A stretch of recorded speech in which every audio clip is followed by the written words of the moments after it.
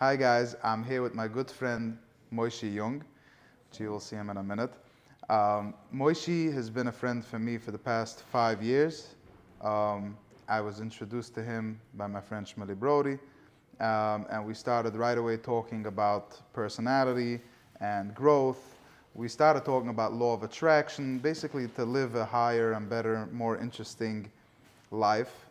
Um, then I had a story for me personally where I was not feeling so well. I think it was in the times of COVID, where everybody was experiencing an interesting story in their life.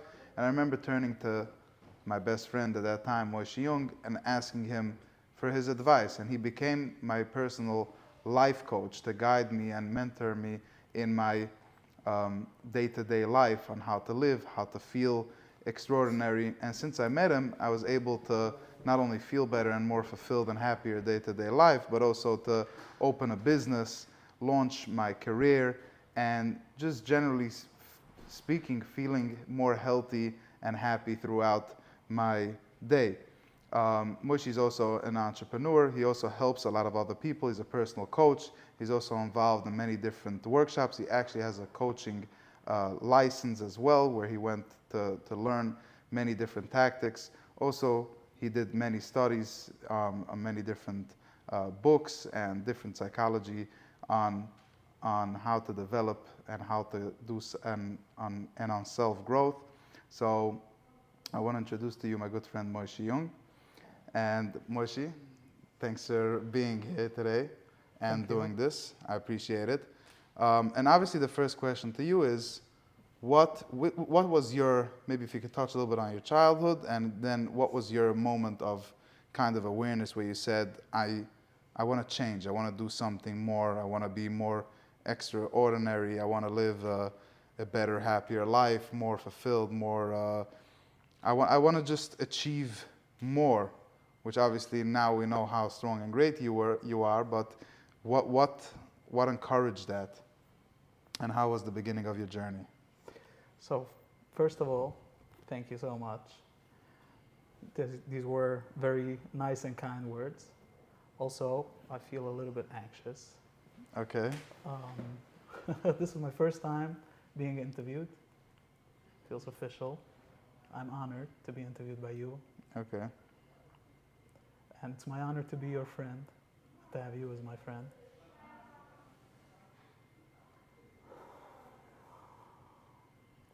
So to answer your question, that's a very heavy question, because the shortest answer will be that I was miserable, and I was like, life can't be just my misery, and I need to figure something out, because if I'm gonna wait for someone to come and save me, I'm gonna wait forever. So it's my responsibility to change. So I gotta figure something out, and I didn't know where to start. So physically, I started with prayer, not because I knew about prayer. I was just so lost, and I believed in God at all times. So I just started, first I complained to God, I was angry with Him, and I communicated that a lot.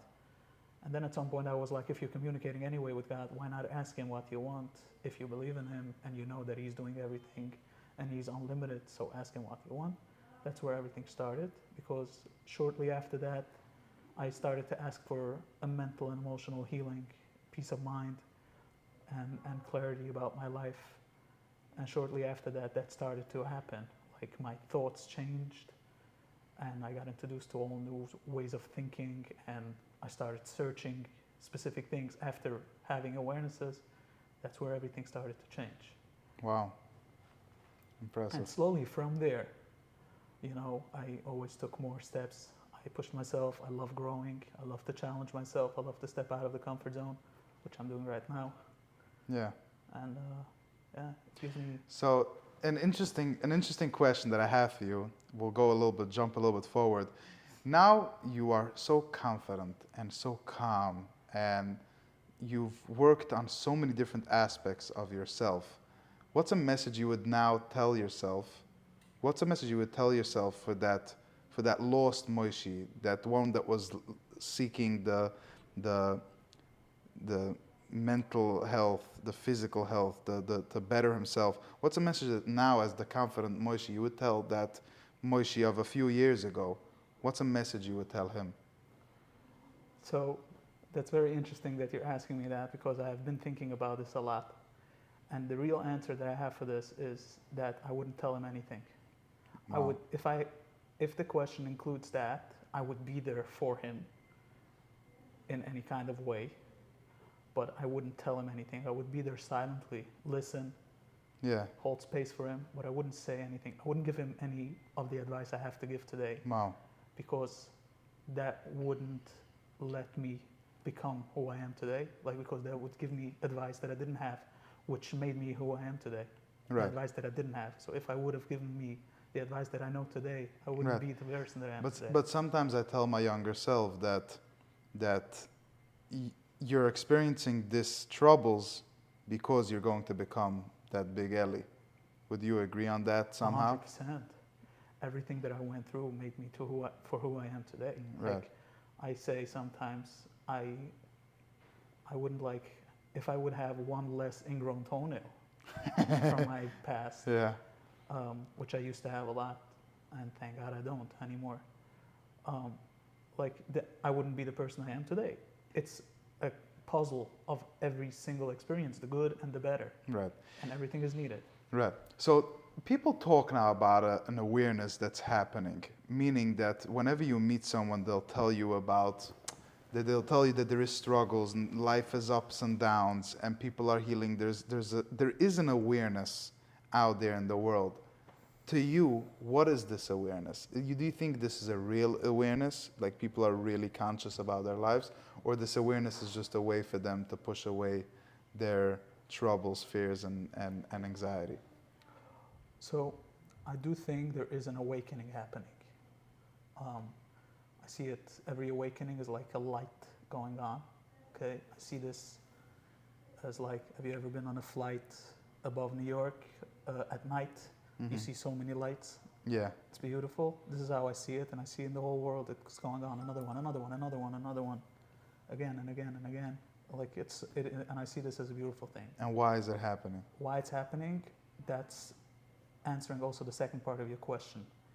I think it's connected with so much of what's happening. I would call it people being miserable, people not being satisfied, not being happy, searching for deeper meaning, searching for a meaningful and purposeful life that wakes up that part of the person, that soul part, spiritual part, where people start to be more connected with themselves. Like, what's going on inside? Like, I've been looking on the outside so many years, it doesn't work. Right. And like, they feel lost, they get to a corner where they're like, okay, what's inside? Yeah. So the way I see it is there's two types of people. I mean, we obviously jumped in right away, but there's the person right now that's just enjoying his life. Everything is amazing for him. He hears about healing and about different things that can happen in his life, and he says, do I have to do something or not? I don't know. Or maybe I should do. Maybe I should be nicer to myself. Maybe I should do more a little bit self-care. Maybe I should go and read a book just so that I know about different things. And then there's the person that's just living in his life and he's not appreciating anything, or she's not appreciating anything. They feel really miserable. How would you address these two types of people, and what should they do to have a better life? So I think that everyone always has an opportunity to grow. There's always place to improve. There's always place to be better. Now, that being said, that the first step is knowing that I am good the way that I am right now. The fact that I want to grow is because I want to, not because I have to. Sometimes a person has to grow. Sometimes a person has a flaw that is like important as being a human. But in general, a person is good the way they are. But a person, if they're really connected with themselves, the natural desire from a person that's connected with themselves wants to grow, wants to improve, wants to challenge themselves, wants to be better than yesterday, than they were yesterday. The competition, there is a competition, but it's only with themselves, not with other people. And I don't think it's a difference between the person that is happy or not. It always comes down to the person choosing to grow. The person that chooses to grow, Tony Robbins, I picked that up from Tony Robbins. He says that happiness comes from consistent progress. Wow. You grow, you make actual progress in your life. It's not about, that's why materialistic things don't make people happy, but that's why so many people do think that materialistic things make happy. And the reason is because the progress of achieving a big materialistic thing, let's say I work hard, I put in a lot of work, and then I make a nice amount of money. That's progress. I've achieved something big, and it makes me happy. But people think that it's the money that makes me happy. It's not the money that makes me happy, it's the progress.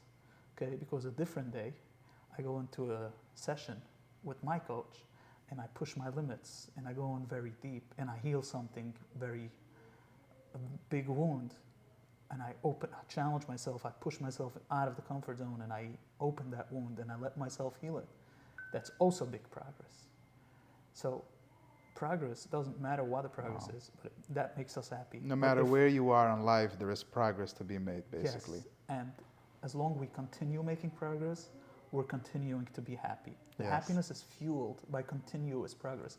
If we make progress once a year, we're only going to be happy once a year. So money is not happiness, but progress is. Right. And progress can be in so many ways. Wow, that's very, very powerful. And what about somebody that already feels like, and many people have this conception, they're like, maybe they're conditioned that way where they say they always complain or they say, my life is just not going the way I want.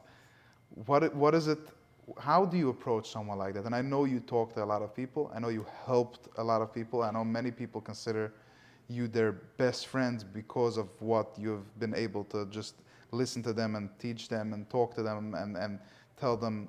So what is it when somebody is saying, because probably 50% of people, sorry guys, that are listening to this are going to say, my life is not where I want it to be. I want so much more, or they're even deeper, they're just hurting. What's the first thing you tell a person like that? First thing is always take a deep breath. Always. Right. Like I do that so many times a day. Conscious breathing. Like how many times today did you take a conscious breath? Like you breathe naturally. Today I did many times, but usually zero. Right. Like, and when you say many times, how much like percent of the day is that? Like many as in 2%, more than 1%. usual, right? Yeah. But like we don't take a lot of like I can speak for myself. I don't take a lot of conscious breaths, but I can say that how many I take an average day is more than the average person. Mm-hmm. I still don't consider it a lot because against how many breaths I take. And what a does day. that help us with? Okay, so the first thing of taking conscious breaths is first it brings you back to the present moment. Second is every emotion expresses itself some kind of way in the breath. It stops the breath. Some of the emotions stop the breath while they exhale. Some of the emotions stop the breath while they inhale. Breathing consciously, when you take a deep, slow inhale and exhale, you are taking control back. Wow. And that is a way of releasing and healing. That's the first step. Right. And why is it so important to be in the present moment? If you can just touch on it. All the misery, in shortest answer, all the misery comes back from not being in the present moment. Uh-huh. Because there is no there is no pain in the present moment. Right. Like I've been in pain, like now I'm going through with my cancer, Yes. and I've been in like physical pain through the chemo and everything. And sometimes I'm thinking to myself, what if this painful moment continues only for another hour? Like in my head, it's okay, this is going to be another few days, right? And then it makes me so miserable. And then when I think to myself, okay, what if I know in 1 hour from now, I'm going to feel like a regular day, healthy completely. Yeah. But I'm going to feel this pain on this level now for another hour. Yes. Am I okay with that? Oh, for another hour? I can do that for another hour. It's another temporary. hour is okay, yeah, but for another 3 days, oh my God, right? So then I'm like, okay, so I'm only going to take it now 1 hour at a time. Right. 1 It's minute about at a not time. thinking about the next 3 days. Exactly. So when I'm in the present moment, I don't have, same thing as with the past. I carry around the story about the past. I'm hurt. Yeah. That person did that to me. That person said that. That situation was so bad. When I live in the present moment, nothing exists in here. Whatever exists in this moment is okay. And even if it's a painful thing, we only carry around the pain. That's what I just explained with my physical pain, and it could be an emotional thing as well. We only experience the pain as long as we attach it to the future. Wow, that is super powerful. I also, maybe I took that from you. I started using that whenever I feel a little bit of anxiety or just the regular worry or fear or whatever it is. I tell myself the same thing. What if this is the last time in my life experiencing this feeling? Okay, so just embrace it. Breathe in, breathe out, let it go. It's okay. It's okay to worry. You're a human being. But I don't let it get into that concept of, oh, it's going to last forever, because that's, I think, what most people have a mistake with. They feel like their pain is going to last forever, and really that's just a thought. Right. It's nothing more than a thought.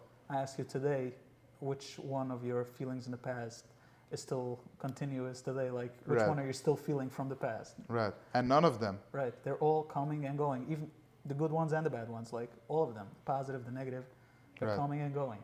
Like, don't get attached to it. Right.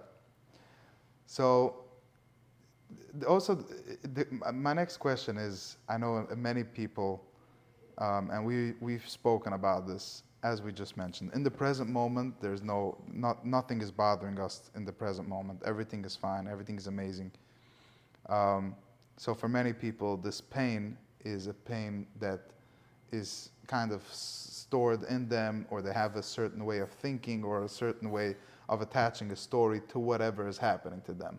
You know, we'll take the most popular examples, even stories like people not getting engaged right away, or a divorce, or people struggling with health, children. There is always a story, a very deep, deep, deep story, with all that fear and emotions throughout, from when we're little growing up, that they usually attach with the story, and that's usually what causes that much pain. So it's not the actual thing when it happens to you. And I once heard is that when Hashem sends us a challenge, He also sends us the strength to overcome it.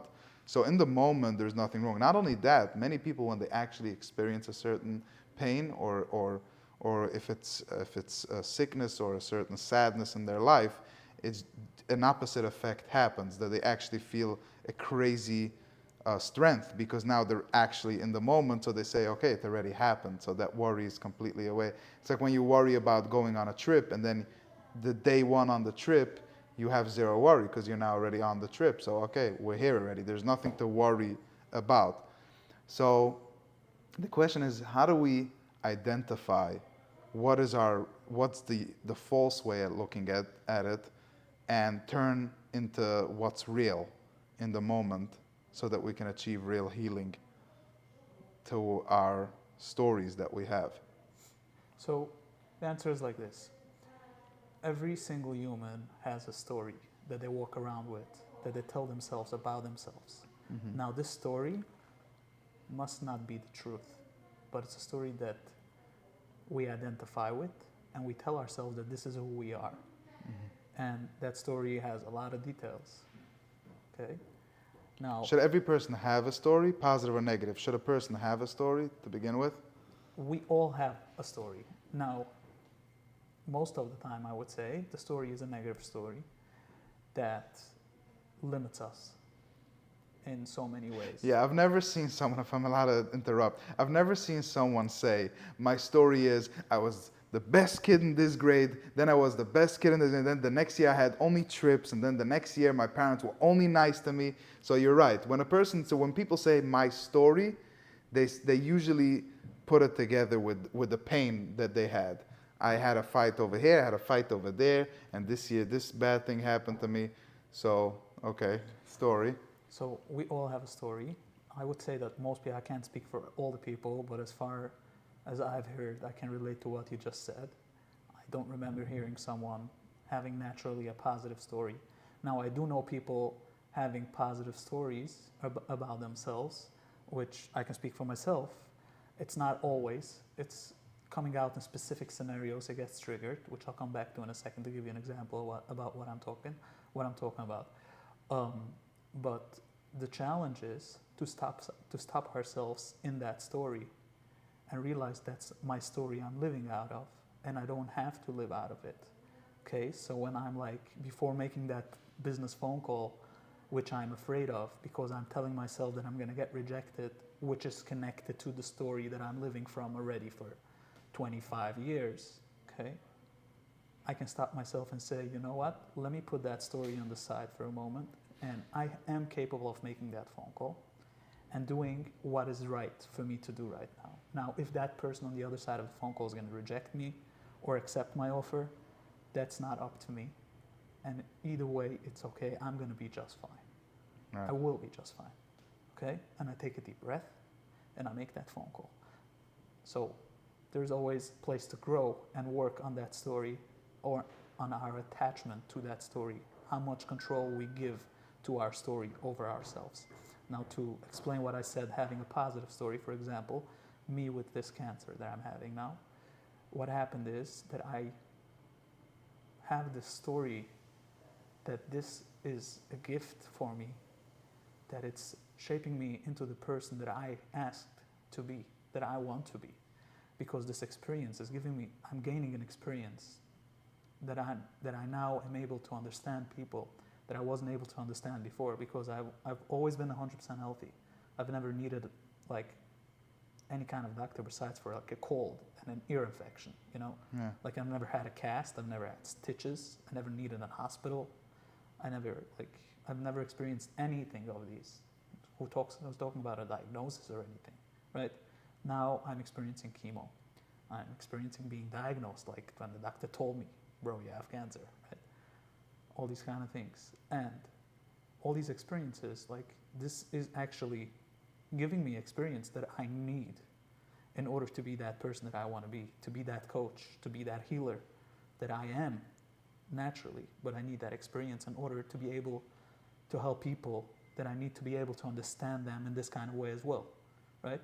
But it's my choice to identify with that story instead of a different story, because I could go easily, very easily, I could go into this old story, I would say, my old story, where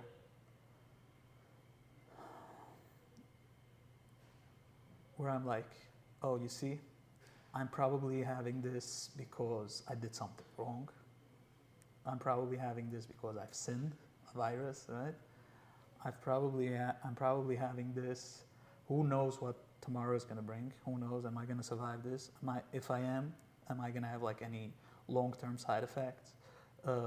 If not, what is this trying to teach me? Probably something scary, probably something negative, and this is showing me again how worthless I am and how much God hates me. And right, I can easily go into that story and no one can stop me, right? Because I have all the proof. Look at me. Look what I'm going through. No one can stop me. No one can tell me anything else. Even if someone is trying to, I can't even hear it because I'm in my story. Now, if someone is trying to stop me from living in my positive story, I can't hear it because I'm in my story. It's a choice. Wow. It's always a choice. Right. That is so amazing, because I do think that many times we don't realize how much we are yet living in that story, and sometimes how much we should set ourselves free from a story like that, and figure out the story that we want to live and then live that story. Another interesting question is, because I know many people enjoy when we talk about this topic, and I've asked it for different people in the past. I think anxiety is, and now I know why it's so popular, anxiety, because we spoke today also that many people call anxiety, anxiety is like the monster feeling, that people say, like, I have anxiety, while experiencing other different feelings. So the question is, if you have to explain to someone what is anxiety, because when it's explained and it's taken apart, it already loses most of its value. So if somebody is experiencing anxiety in their life, what would you tell them to explain to them what is anxiety and how can they get rid of it once and for all? Okay, so number one, the truth is, some people are suffering from anxiety attacks severely, and it's like real for them, very real for them. And I'm saying this because I know I don't want, like, I'm making sure that you're not being misunderstood by the way you said that, because you also understand what anxiety is and that it's real and that some people are suffering from them, and when someone has anxiety, it's not pretty. Yeah. And I know you know that because you've experienced that. Yeah. And to answer your question is like this. Number one, we've spoken today about the idea that some people are like, sometimes are worrying, and they think, they call it being anxious, but Yeah. they're not anxious, they're worrying, which is different. Specifically, this is like the closest emotion to it. Right. Like, someone can be anxious while they're worrying, it can trigger anxiety, but sometimes people say they're anxious, but they're not anxious. It's just a misunderstanding on the specific words, like the definitions of the feelings. They use different words. Instead of saying I'm worrying, they're saying I'm anxious. This is the specific feeling that most people feel, but also sometimes it can be like someone feels some kind of negative feeling and they're just like attaching it to the word anxiety, or any other feeling, by the way, whichever serves their story. Right. Like someone tells themselves, I'm suffering from anger, and they're going to feel sad, and instead of feeling the feeling and then tuning into it, so they're going to feel some kind of negative, uncomfortable feeling, but they don't want to tune, they're going to say that I'm angry and just going to move on. Or if their story is anxiety, they're going to say I'm anxious, and they're just like not going to want to feel whatever they're feeling, and that's why they're not clear, and that's why they call it anxiety, and they're not even aware that they're just sad, right? Or whatever, any other feeling, that they're feeling shame, right? Like, why is it related? It's not, but like they're feeling something, they don't want to feel it, they're not in tune, they don't give it any energy, they don't give it any thought, they don't think about it, they don't process it. Now, how to deal with anxiety? Anxiety also, specifically out of every emotion, which in every feeling that's the answer, but specifically with anxiety, is take slow and deep breaths. And that's something physical, by the way. Before everything, before where it touches the mind, physically, blood pressure goes down. Wow. With taking deep breaths. I've had it this week in the hospital. I've told you today. Yeah. Like my heart rate was high, and like I showed the nurse. I was like, "You want to see something?" I took one deep breath, one deep and slow breath. By the time I finished the breath, my heart rate went down like in a second, from 111 to like 90, 89, like that. Yeah. Like around 25 to 30. Yeah. It dropped. Like, and I did it a few times, just one breath. And Wow. imagine later that night when I decided, you know what, let me take a few deep breaths. Like, I closed my eyes, I made myself comfortable, and I took a few deep breaths, and I calmed down, and I ate something, and then like after a few minutes they released me because my heart rate went down, literally. So this is something physical in the physical body, okay? And this is something that I've personally experienced, and I didn't make a lot of studies on this, but you can go online and you can find a lot of studies about this. But then most people are using their breath to yes, accept excitement or release pain. Usually when somebody hears about something bad, they'll go, ah, or when somebody hears something about something exciting, they'll go, so people are already using their breath, they're just not using it, like you said, consciously. Consciously, that's number one. Specifically, a good feeling, like excitement in the person, it's a good feeling, so that's not traumatizing. That's where you are breathing, you are taking a breath. But let's say when you're scared, what happens to your breath when you get in shock? Like someone scares you on the street, what happens to your breath in that specific second? Someone goes, bah! What happens to your breath? You like stop breathing for a second, maybe for a millisecond, right? Yeah. But you stop breathing, you stop your breath. Right. So continuing your breath, not stopping your breath, is the healing for that. Okay? And the same thing is when, what is it? There is like, I don't remember, like I didn't do a lot of studies around the specific breath. I'm not like a breath work facilitator. I've done like breath work on myself, and I have actually guided few people in breath work, but I'm not a breath work facilitator, and I don't know the studies around breathing. I just know that it works. Wow. So to answer, anxiety, how to deal with anxiety in the moment is first take a few deep breaths and remember that you're going to be okay. Like for me, this night this week that I went into the hospital, the night started with fever. And the fever, I felt very cold. And I started shaking like crazy. And I couldn't catch my breath. Like I was breathing very shallow. And I wasn't comfortable with that. Now, the old me would go into a story. Wow. And in that story, I would become very anxious and worried and scared, which would cause me to breathe more shallow. Wow. And lose my breath and like call like Atula right Right. away, right? But I didn't. I was just going into bed. I covered myself with 2 covers, Right. like till over my head, so I was breathing inside, so I warmed myself faster. Yeah. And I focused on taking conscious breaths. So I was forcing my body to take full, deep breaths. I think the breath is like a heavy reset button, right? But I wasn't going into that story. Like I knew while having that shallow breaths, I was like, I'm okay. I was okay. I knew that I was okay. Right. I had zero worry in that moment, zero anxiety. And like that's like I'm very grateful for myself for the work that I put in the past few years that I could handle that moment like that. Like having so much control is not for free. Right. Okay?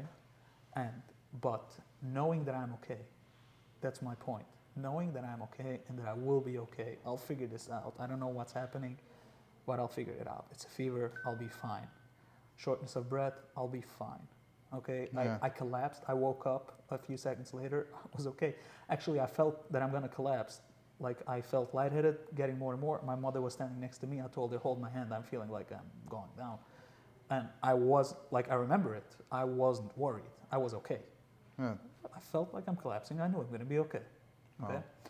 And that's coming from a place of a lot of work. But my point is that either way, I was going to be okay. Either if I worried or not. Now, why would I worry? If I worry, I just make it worse. So for anxiety specifically, it feeds into it. It becomes a cycle where you have anxiety, so you get anxiety because you have anxiety. So you have more anxiety, and you're feeding it, and you're feeding it, and you're making it worse and worse and worse. And that's when a person identifies with it and says, I'm suffering from anxiety attacks, okay? And when someone talks about anxiety, they get triggered from it. Or like there's so many triggers and things that make people anxious and whatever, why they're suffering from it. Now, when the person says, you know what, I may be anxious sometimes, I'm not a person that's suffering from anxiety attacks. I'm not identifying with it, okay? I may be anxious sometimes. Every person may be anxious sometimes, okay? That's number one. Number two is, when they're anxious, they're strong enough to remember, I got this. Take a few deep breaths and I'll be okay. It's 2 things. Take a few deep breaths and remind yourself you'll be okay. Because you will be okay. Yeah. At the end of the game, even if you'll lose your breath completely and you'll go unconscious, someone will call Atzala and you'll wake up in the hospital way after you're breathing already normally, and you'll be released and you'll be just fine. So why the whole headache? Why the whole worry and story and like doing it to yourself? Right? Now, I'm saying it as if, I'm not saying this lightly. I'm not saying, like it sounds like I'm saying it as if it's easy. It's not. As I said, the way that I said that I was calm in these situations. By the way, I used to have crazy anxiety. I used to have anxiety, like I felt like, literally, I don't want my siblings to hear it. I used to ask God, kill me, okay, please. Like I don't want to feel this. Like literally, like it was. If someone, I think I was able to identify myself if I wanted to as someone that's suffering from anxiety attacks. I didn't show it to the outside, as I hid it as much as I could. Sometimes it wasn't possible. Did you still think in that moment you'll get out of it? No, that was way before I did my work. That was way before I knew anything about this. This was way before I started, like you started the first question about like where my healing started and everything. Like this was way before I asked God for help. Wow. This was when I was complaining. The victim. Right, I was a victim. So I was identifying with this. I knew, like, this was my story. Like, I have anxiety. Yeah. Okay? I wasn't identifying as someone that has anxiety attacks, like suffering from anxiety, like a condition. But I knew that sometimes I can be anxious. How did you even know that this is anxiety? I just felt like my heart was pumping out of my chest. I felt like it's going to explode. I felt like it was painful. I was literally like, I'm at as if I'm having a heart attack. I never had Yeah. a heart attack. I'm not planning on having one. So I don't know how it feels, and I'm never really in tune and Yeah. researching how it feels. But like, if I can describe it this way, it felt like, I don't know, something is exploding inside. Shortness of breath, and in my head, like my story was like, I'm dying, I'm losing it, I'm like, Yeah. I'm miserable, I'm like whatever, right? Like, but on extreme, it's like, it's worse than words. Yeah. And with the time, I started to heal and to grow and to learn to breathe and to learn that I'm okay and all these kind of things. Now, like in the beginning, it was very hard. So that's why I'm saying, like, it's not that I'm talking lightly. It's not that I'm saying that what I'm saying, that it sounds easy, but it's not easy, and I know this. But it's possible. Every human is capable of healing from anything and from anxiety as well. Everything is possible. It takes time. It takes a lot of effort, commitment. But whoever is committed and puts in the work will get there. And it's so sweet. Yeah. Once you get the results, so sweet, so worth it. Right. Amazing. So I'm going to go to the last question before we talk about the Sir Mara, and then we're going to go to the Asai Toiv, which is we're talking about, first of all, understanding, giving empathy to a lot of people that are struggling right now, what they can do. My last question to you is, and then we'll talk about positivity and how to live, yes, a better life, and what to do, and how to practice gratitude, manifestation, visualization, all the beautiful good stuff, how to make money. My next question to you is, my last question from to remove the negative feelings is, I know that I've called you sometimes and I've said, like, Moshe, help me. I'm feeling interesting feelings. Please help me. But when somebody calls you and tells you, and I know you have this a lot, they tell you, Moshe, my life is, and I know you have a specific way of walking them through, but I want to hear it from you again. They call you, my life is chaos. Everything is falling apart. I don't know what I'm feeling, doing, thinking.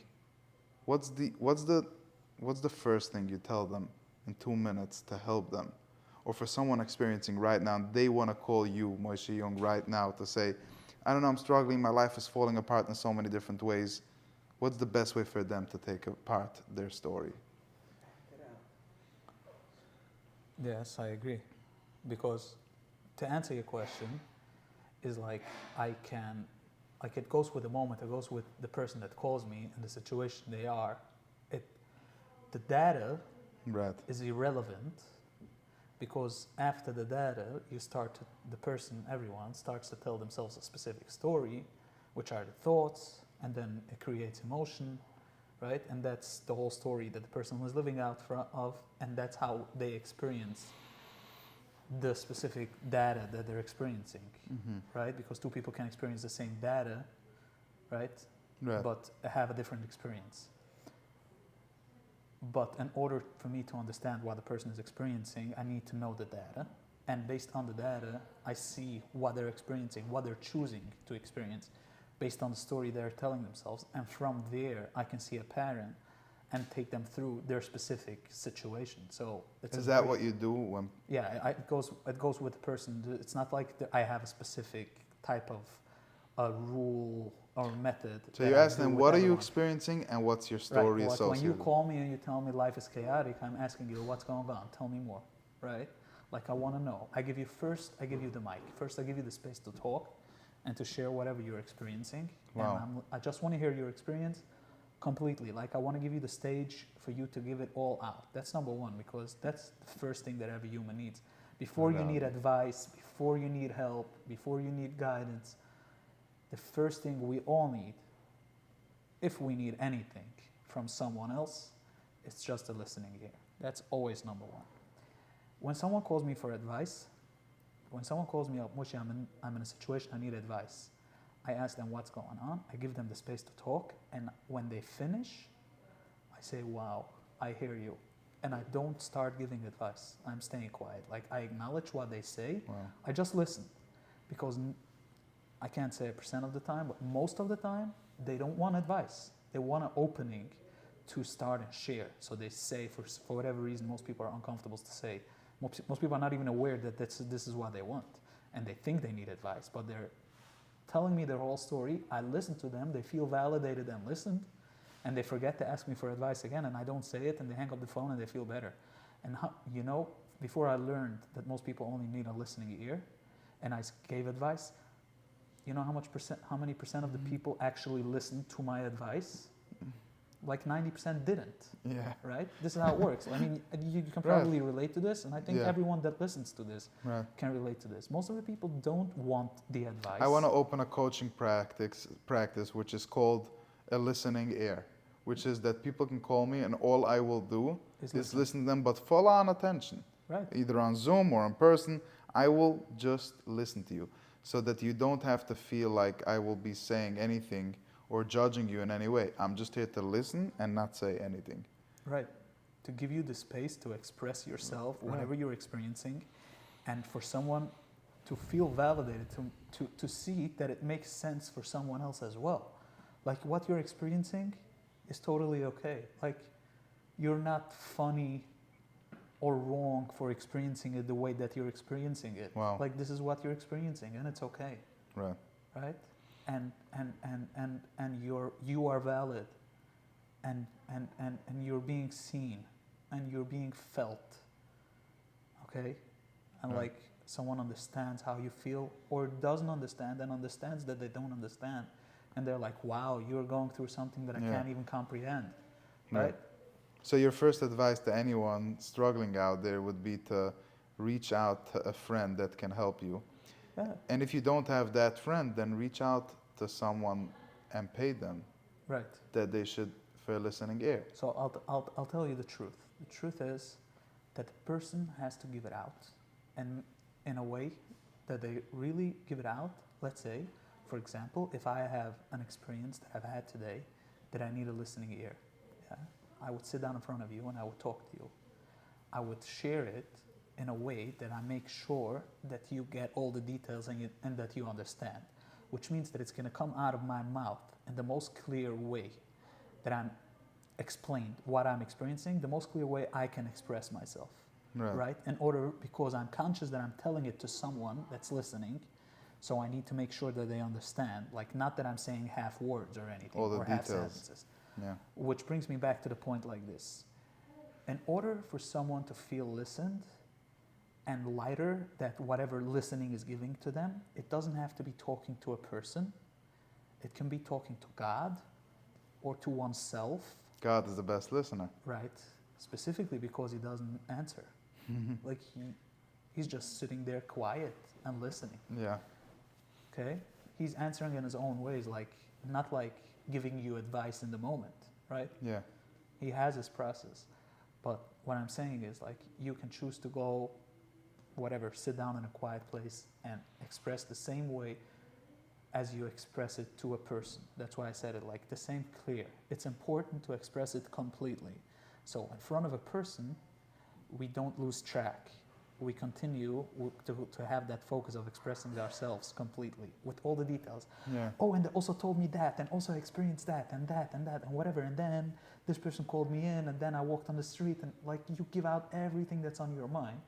Whereas some people, when they sit alone, if they talk to themselves, like express it for themselves, or to God, or whatever, to the universe, they might not express it completely because they're conscious that no one is literally sitting in front of them, and whoever is listening to them, let's say God or the universe or themselves, can also listen to their thoughts, so they don't have to express it in words. But the idea is to express it with the mouth in words. Yeah. Okay. So now, after expressing it, there is this feeling of like, specifically, completely expressing it, this feeling of like feeling listened.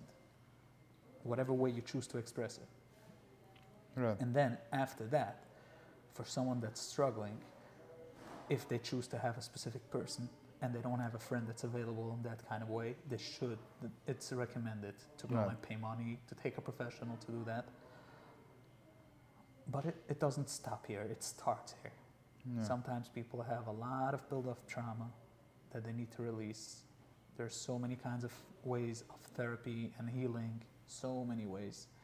And what works for me doesn't have to be working for you, and what works for you, it doesn't have to be working for someone else, right? So everyone, and it's a journey. It's a journey. So many people have put in so much time, so many years, until they found the specific method, type of healing that worked for them. Right. Okay. Yeah. Very nice. So, in a certain sense, to sum it up a little bit of what we just spoke about, number one, it's okay to struggle, and you will be okay. That's most importantly. Whatever you're going through right now, if you think it's your mind, your feelings, your troubles, whatever it is, it's okay to struggle, and you will be okay. Everything goes through. Everything passes. After the storm comes sunlight. Life is beautiful. It's also super important to be not just present, to be in the moment and be present and know what's happening, but also to know your story. What is really your story? The negative one, the positive one, so that you can be real and true with yourself. And once you have that, to work on healing, on finding what is it that triggers me, what is it really that bothers me, what is it really that I want, perhaps. You mentioned a very important thing about how growth and constant growth is the real way to true happiness. Progress. So, progress, right? So that sums up a little bit of what Moshe just mentioned, and thank you. I want to talk about the positive, because me and Moshe, for a while, I'm going to remind you of a good memory now.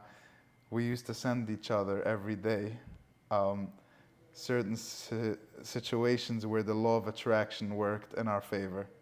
And it could have been a ticket or amount of money that we made, or just a nice moment, or a weather change, whatever it would be. Every day we would share a moment, and we should really restart that again. Yes.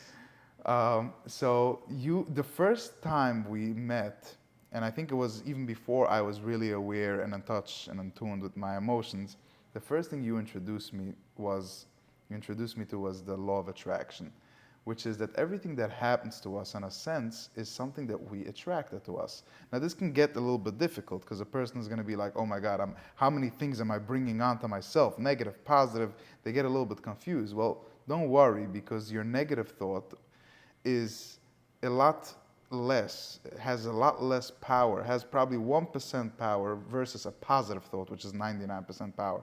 So maybe you're thinking for a moment, maybe I'll get sick, but that has zero power to it. A negative thought doesn't have power to it. The positive thought of, yes, I am healthy right now, has so much more power. So that's, I think, where we started, where that was something that made me feel calm. Like, wow, positive thoughts can attract amazing things. And I remember working in construction, and once I literally attracted a garbage truck to my site, to my job site. And I remember how this guy was like, I can't be there before 2 hours. And then I was like, he's going to be here in 20 minutes. And 20 minutes later, he showed up. Like, all these little things. I remember, for example, I was working in construction for 2 years in a specific job. And I never had the building department at my job. That was also an attraction. I said, my job will run smoothly. I didn't say the truck will not come, because the building department will not come, because then you're thinking about the building department. But I would say everything will just be smooth. Detail that people miss. Yes, right. So, you want to touch on that? So let's touch on that. What's the law of attraction? So many details. And let's try to break it down so that people can actually use this at home. Okay. So number one, for someone that's interested, there is the movie The Secret. Right. I watched that. It used to be on Netflix. Right. They removed it for whatever reason. It's now on YouTube. It is on YouTube? Free, yeah. I think there is, like, it's every few months it's on YouTube. YouTube removes it for some reason, and then someone else I think they're now officially, maybe, okay. But I know one thing. That was the first thing I watched, and I watched it many times, because you told me one time is not going to be enough. Watch it many times. And you can now probably agree to what I said, that every time you watch it, you gain more clarity. Yes. Right? I feel like, by the way, now I'm more into, I think, visualization and meditation. Maybe I should go back to the just original law of attraction. But, okay, go ahead. Which visualization and meditation are is also a form. part of Okay. it. It's all connected. Yeah. Okay. So I've learned everything that I wanted to watch. I've always found a way to watch it, even if it wasn't on Netflix, even if it wasn't on YouTube or any other platform. there's always, if there's a will, there's a way. There's a If law you of wanna attraction. there's a law of attraction, exactly. By the way, many people know about law of attraction, so I'm glad that we're opening this segment Right. with this topic. People Yes, know about law it's of a attraction. known law. Why it's called a law, for those who don't know, a Right. law is something that always operates, even if you know about it or you don't, or if you agree to it or you disagree. Right. It's a law. It Like always- gravity. Yeah, it's like, exactly, it's a law. Like, yeah. It's a law that of the universe. Right. Okay, it's Bob Proctor is one of the big teachers in this specific law of attraction. He passed away 2 years ago. 2 years About, already? almost, yeah. Wow. Winter is going to be 2 years. Yeah, he's like our legend. Yeah. Right? And he always says that the law of attraction is a secondary law. The first law, the primary law, is the law of vibration. Correct. Okay, which is that everything vibrates. That's where it starts. Everything vibrates. Every single thing is in motion. Right. Every single thing vibrates. And you can start with your heart, right? Every living thing vibrates. Now, you can also, like, it goes ups and downs. Yeah. The stock market, the economy, everything. Every single thing has ups and downs. Weather. Life, your experience, the weather, everything has ups and downs. The way you feel, ups and downs. Every single thing that's alive, that has life, has ups and downs. Okay? Now, this is just the basic, what we see with our naked eye.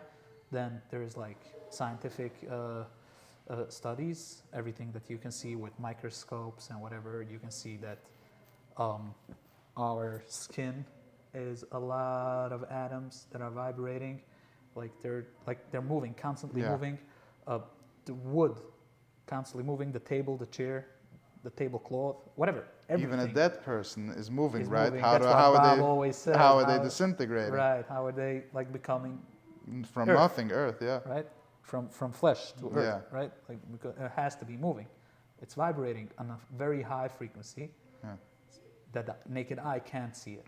Yeah. Okay. It says even obviously- around us, there's also a light Right. Like that you can photograph. That there was a there's photographer. specific type of photography method that technology can that show you can you. see the light, Yeah. and you can see where the person is. If he's in a negative place, you see it's like a very dim light. If this person Right. is in a very positive place and a very connected and Right. spiritual, whatever, like And Joe in a good Dispenza place, he always sees says. in a very Right, very Joe bright light. Dispenza actually does this at his seminars. He'll hold his hand up and he'll say, think about the best moment in your life.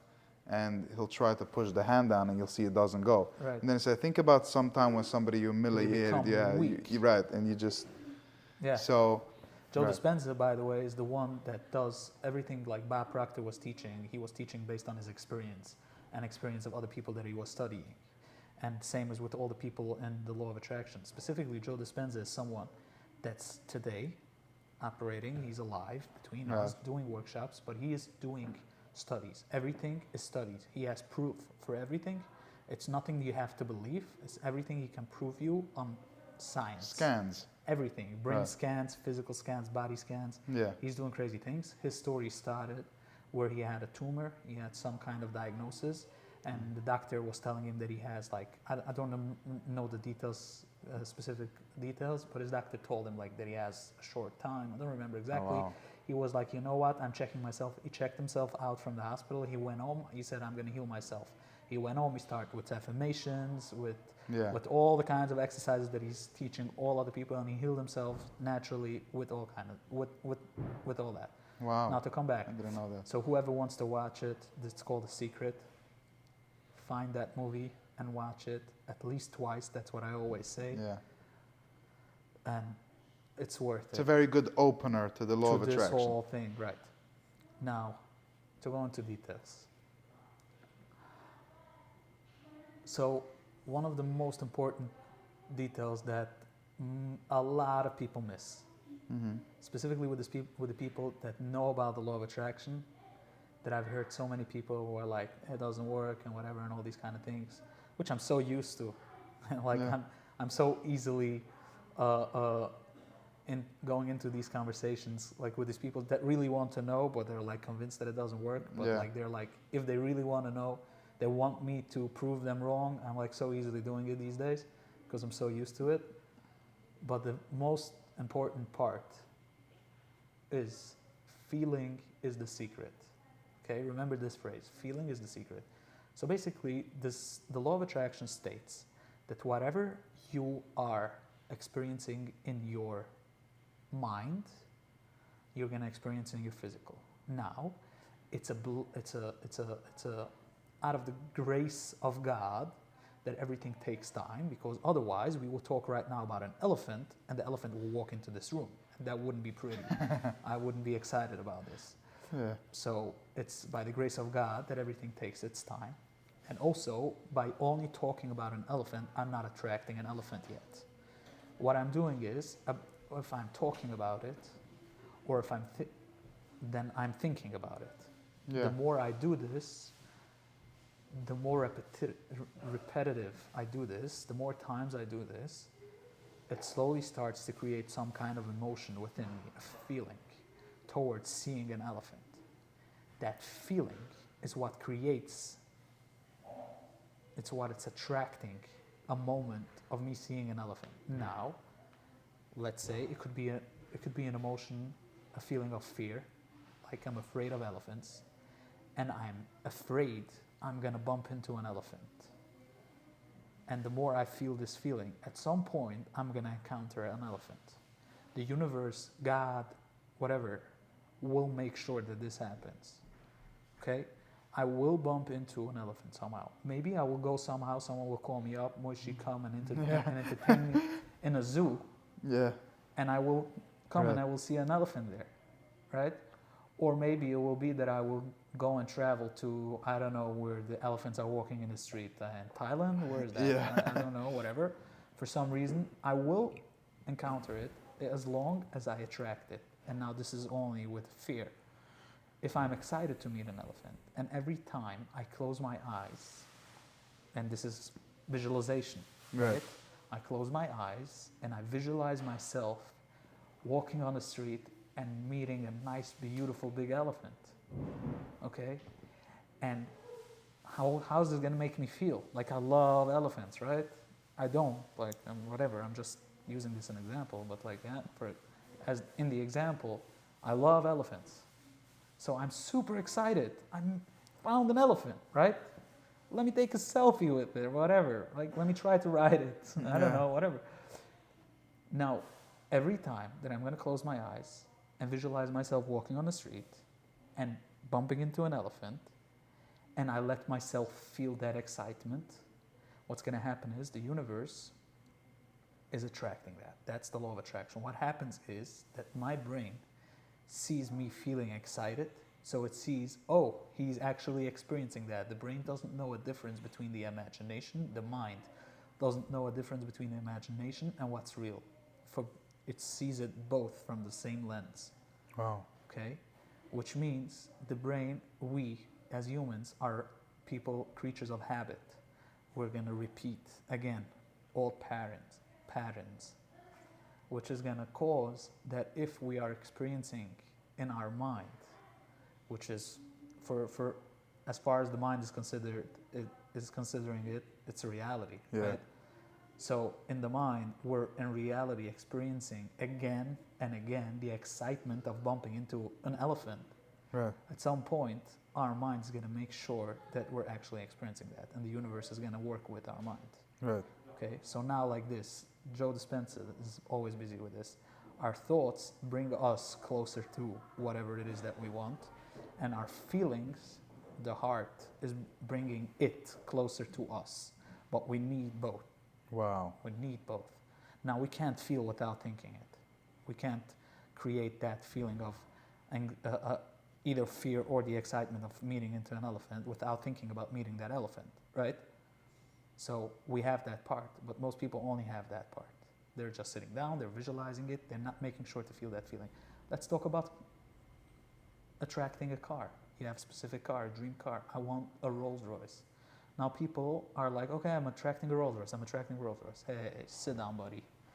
What are you attracting? What year? What model? What color inside? Interior, exterior. Okay, close your eyes. Imagine yourself. Are you driving it or are you having a chauffeur? Right. How does it feel to sit on that chair? How does the leather feel? How comfortable are you? How does it smell? Can you feel that smell? The fresh leather. Oh my God, right? Like you in tune in these specific details. Yeah. How many inches is the tires? how you're feeling in Like- that moment. Like when you actually get that car, and someone asks you a detail about that car, how are you gonna look like when someone asks you a detail about your new car, your dream Right, car? You're gonna right. talk so excited. You're gonna know every single detail about this car, right? In order to attract it, this is how you need to look like. I need to be able to ask you about your new dream car that you're attracting, and you need to be able to feel that excitement, and Yeah. you need to be aware of all the details that you're And attracting. what about the people that say, "There's no way I don't have anything close to the money of a Rolls Royce"? It doesn't matter how. The universe makes it happen. Look at so many things in your life that you didn't want to happen. This is where the conversation started, where you mentioned, like, you didn't think about the The park officer, next to my not coming. yeah Whatever. What was it? Like, it has a specific name. The guy that to the construction site. yeah the DOB. The DOB. You didn't think about the DOB not coming, because for the brain, the image I basically was how just it gonna works- think about DOB. Right. Oh, so yeah. so basically, to explain it to the audience, is basically the brain sees things in images. We think in images. Like we think that we think in words, but we really, in the back of our minds, we think in images. So the brain only sees images. So when we're talking about anything that we're attracting in images. We're thinking in images. We're attracting it like that. Now, when we're talking about something we don't want, the image that our brain sees is that thing that we don't want, but it has a red X on it that we don't want it. But our brain ignores Wow. that red X. So for him, he's like, what does he want? And he sees the picture of the thing that he doesn't want with the red X, but he ignores the red X. So if you don't want the DOB on your job site, Thinking about not wanting them. the DOB is not coming, the DOB is not coming. You can affirm that, you can meditate on that, you can visualize them. They're gonna show You can up. visualize them not coming, right? Like where they are not coming, like you see Yeah. them coming and then you're like, cancel. Like it doesn't work that way, right? Automatically being busy with them not coming, they're gonna come because your mind is like, the universe is like, what is he Yeah. attracting? He's attracting the DOB. Yeah. So you said very well that you attracted that my job sites run smoothly. No stops, no drama, no problems. That's it. That's all you know, right? Everything is smooth. And that's why 2 years you didn't have a DOB on your job site. So the same thing is with the money. It also comes back to the same thing. Look back on so many things in your life. It's probably going to be easier for the negative experiences that you had, where you were afraid of something is going to happen. If I would have asked you before that happened, can you logically explain to me how it's going to happen? It doesn't make any sense. You wouldn't be able to tell me because it wouldn't make any sense. Right. But you see that at some point it worked out, that it did happen. You attracted it, right? Right. Because that's how powerful law of attraction is. The universe works, the whole universe, in your favor, or at least in what it thinks it's your favor, because you put it out. Like if you're attracting something you don't want, it thinks that's what you want, Right. and it brings it to you. But everything works together in order for you to get it. Now, this is one of the most, when you think about it, this is one of the beautiful things about how God runs everything interconnected, where we have 8 billion people in the world and everyone is attracting something, Right. and it all works together, Right. right? Like I attract a specific car, there is someone out there that is attracting building that specific car for someone that's going to pay for it, like Right. for me, right? And there's someone, Wanting to sell it. right, and I want to buy a nice diamond, there's someone, I'm attracting a nice diamond ring for my future wife, right? And there is someone mining it, Right. and he thinks about it when he goes to sleep, and he wakes up and he's like, oh, I need to go to work, and he's like finding a nice diamond ring and selling it, a nice Wow. diamond, whatever. And there is someone buying this nice diamond from the mine, and Right. like, I don't know, cutting it, I think that's how it's like what we do with diamonds, Yeah. right? Into a nice diamond so it could fit on a ring, right? Yeah. And like every single person works for me, Right. right? But they're also working for themselves. And I also work for them because I work in my work in order to be able to pay them for that diamond. Right. Which So they're sometimes we hear attracting. people saying people say nothing is happening. Everything is happening. Everything right? is happening, right? And for this person that's saying nothing is happening is because that's what he's attracting. Right. right? So let's go to a very specific question. This is for everybody out there. I think that 100% of people want this. How do I get more money? Yes. I would say 100% of people want it. Okay. Okay, because I don't know. I can assume that. Specifically because I want it so much, I can't understand someone that doesn't.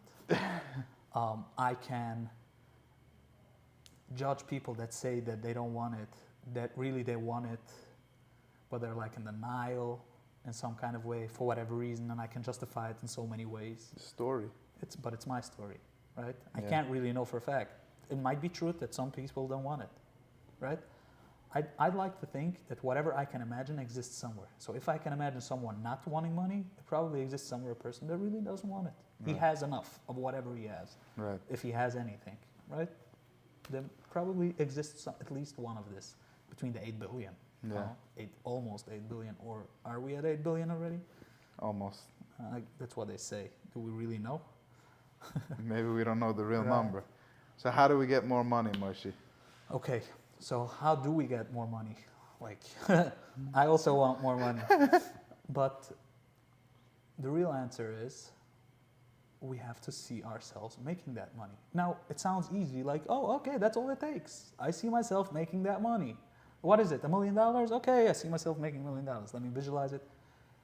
It takes a lot of effort and consistent work. The consistent work starts first in your recliner, where you sit down, you meditate, you visualize, you close your eyes, and you go into that moment where you make that $1 million. You see yourself earning $1 million. You see yourself how you feel. Right. I can ask you a question. Can I ask you a question? Yes. You're gonna open your first time your phone and see $1 million in your bank account. Did that happen already? Okay. How are you gonna feel in that moment? Right. Or whatever, 500 million, $500 million, whatever the goal is. How are you gonna feel? How are you gonna look like? You're gonna jump, right? Yeah, You're gonna I'll be be out of like your crazy. skin. Yeah. Everyone that stands around, everyone that's around you in the 1 mile radius, if they're not gonna know why you're acting like this, they're gonna think you got a stroke, right? Right? And if they're gonna know why you're jumping like that, they're gonna fully be okay with that. Like they're gonna know why, right? Like this Right. guy just made X amount of money, right? This is how you need to feel Right. that type of feeling. Maybe you don't have to Right. act And it the out. answer why most people don't get there is because they don't do this. They don't What sit we just down. acted out Right. with They what don't you just said. sit down and visualize and see themselves consistently. Maybe they do it once, maybe they do it 3 times, maybe they do it once a month. We're talking about consistently, at least minimum once a day for 3 minutes. Minimum. That's a minimum, right? Right. Like, Even 30 seconds, according to Mel Robbins. yeah, but like at least Right. something. Right. Like feel that feeling. Put out something. Right. Yeah. Write yourself a check of that amount of money. See that check, that like your brain should see that it's a normal thing for you to get such a check. Yes, it's like the concept, tell yourself a lie long enough until it becomes your truth. As long as you're gonna be like this, so many people are trying to attract things, but every time they're like telling themselves I'm rich, there has a voice in their head who says, You're not. true. You're so poor, right? And every time they try to tell themselves they're rich, this voice comes back, and they're still poor, and they've tried it for so long, and it doesn't work, and they're like these kind of people that are. I remember discussing this 2 years ago with you. And they're What like, did we I do want to back come then? back. I want to come back to your lifestyle, by the way. We're going to talk about this in Yeah. 1 second, but I want to bring out a point before that. These are usually the kind of people that come and tell me law of attraction doesn't work. I've tried it, blah blah blah blah. And what I've seen with these kind of people, and I know there's so many people, and I've been there, is when this voice comes in, the emotion that they feel at the end is they give in to the old patterns, where they give in to that voice that when they say that I'm rich and that voice says you're not, they give in to that voice, where they see themselves poor. The image that ends up being in their Wow. head more consistent is where they don't have money. Yeah. So now when they tell themselves the solution is when I tell myself I'm rich and the voice in my head tells me, no, you're not. I'm like, yes, I know I'm not. I'm creating this illusion. I'm creating this imaginative state. Wow. I'm like communicating with that voice. I'm not negotiating. I'm communicating. I'm telling them what's going on. I know I'm not. I know I don't have the money right now on my account, but just give me 1 second. Listen, I'm creating this imaginative state of being where I do have that money. Right. And I feel so excited. And I feel Yep. so free. I can buy whatever I want. Yeah. I can have my dream house. I can have my dream car. I can buy presents to the people I love. I can whatever. I can do X, Y, and Z. I can do whatever I want to do because I have enough money. And then what would that voice answer you? Yeah, but it's never going to happen. No problem. I don't have to attune to that because you know what? After this conversation, the conversation stops here. When this voice answers me back, yeah, but that's never going to happen. As long as I don't give in to that last statement, what happened? What did I feel in this whole conversation? I felt excited for this money. Wow. So I fooled that voice, Exactly. right? And then when you do that enough, then Times, at that's some point, you start yeah. to see that the universe is moving in your favor. It Right. slowly starts to move. You start to make $1, the next day $2, the next day $4, $16, and at some point, Right. one day, you've made your goal. right. So I remember. One more go important ahead. point that a lot of people miss in the law of attraction is they think that they just have to attract. So they sit down and start to visualize, let's say, all day, every day, but they don't do anything physically. No, you just have to get up and take physical action. But when you take physical action from a place where you are excited Right. for making that, let's call it $1 million, like your goal is $1 million, and you're attracting $1 million, And you also visualize visualize yourself. doing the action as well. Exactly. Visualize doing the action. Visualize making that hard phone call. Mel Yeah. Robbins is talking a lot about this. Yeah. Visualize yourself doing the hard things because when you visualize, your brain is like getting familiar with it. Something that's hard to do is because you're not familiar with doing it. You're not used to do it. It's out of your comfort zone. So that's, by the way, a tool for anyone that's like like even if you're not trying to attract anything, you're just trying to do something you're not good at. You want to be good at it. The more you're going to visualize yourself doing it, Yeah. the more your brain is going to think you're actually done it. Like if you have done it physically 5 times, but between every time you visualized yourself 5 times, Yeah. you've done it 25 times or 30 times. Yeah. Right? It's not 5 times because for your brain, you've done it so many times. I've watched today something on YouTube where someone said a study. I don't know how true it is, but the concept is very powerful. He said that they took 3 groups of people, whatever, 30 people, let's say. Group A, B, and C. A had to move their finger for 1 hour, like Okay. make exercise for 1 hour for, I don't know, X amount of days. B had to not move their finger at all. Mm-hmm. And C had to imagine as if they're moving their finger Okay. for the same amount of time, at the same amount of time, meaning for the same amount of days, for an hour every day. Now, group A, their muscle grew 13%. I don't know, whatever. It grew X amount of percent. Yeah. I think it was 30%. And then group B, it didn't grow anything, right? So this is basic, understandable. Right. Group C, it grew like 22%. Right. Almost as much as Like the people 8% move. difference. Yeah. That's what he said. 8% difference, 8% less than the people that actually move their finger. So Right. this is just showing you how much The power mind, of thought. Right. of visualization, So- of imagining something. So I remember the moment that my life changed forever, and I remember calling you that day. I opened my company, Weber Media, started doing social media management for companies. And of course I had my visualization, my imagination, how I was doing it, imagining every single day, receiving, and I would do this for 20 minutes a day. I enjoyed it. I loved it. Like all that feelings, all the... Because it is exciting. Right.